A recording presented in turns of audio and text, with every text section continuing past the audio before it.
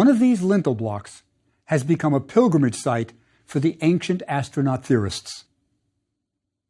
If you look closely at the carvings, I think you will see what looks like a helicopter, an airplane, a submarine, and a flying saucer. It really does. The helicopter is in the upper left. See the rotor blades on top?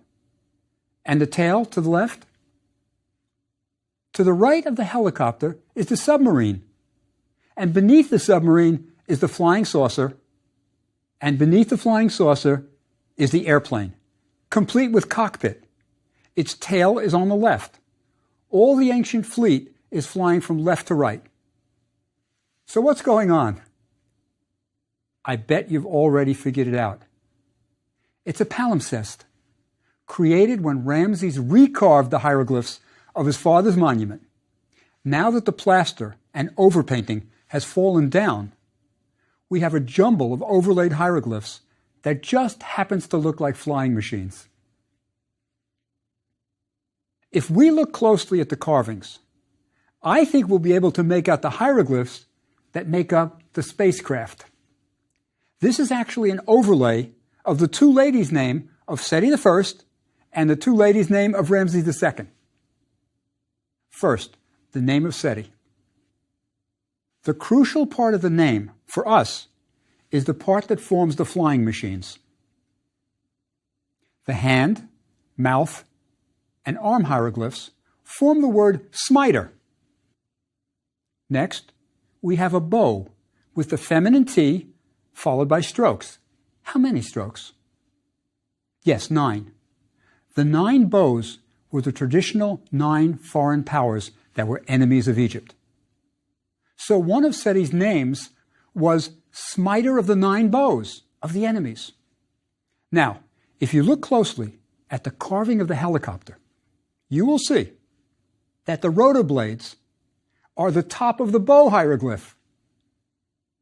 Now, look at the submarine, and you can clearly see that it's basically the hand hieroglyph, the D. Beneath it, the flying saucer is given its shape by the mouth R. Now, beneath that, the airplane is composed of the arm hieroglyph with the shoulder forming the tail. The remaining details of the spacecraft are made up of the overlay of Ramses' two ladies' name. I think you can make out our word for behold. It's mech, the statue base M, the arm, and the basket K.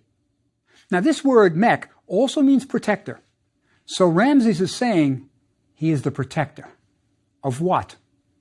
Well, look at the 3 hieroglyphs beneath mech. The first is part of a crocodile skin and is the KM biliteral. Next, we have a city hieroglyph with the feminine T. This is the ancient word for Egypt, Kemet. So Ramses protects Egypt.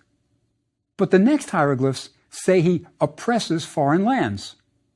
I think you can see his arm holding a flail above the 3 foreign land signs. So Ramses protects Egypt, but oppresses foreign lands. Now, if we go back to the carving, we can see that the tail of the helicopter is supplied by the arm hieroglyph's shoulder. The flying saucer's tail is made up of the shoulder from the arm hieroglyph. Dropping down to the airplane in the lower right, we can see its cockpit is the T in Kemet. So that's how you build up an ancient space fleet, using only hieroglyphs. It's not an accident that people who believe in ancient astronauts can't read hieroglyphs.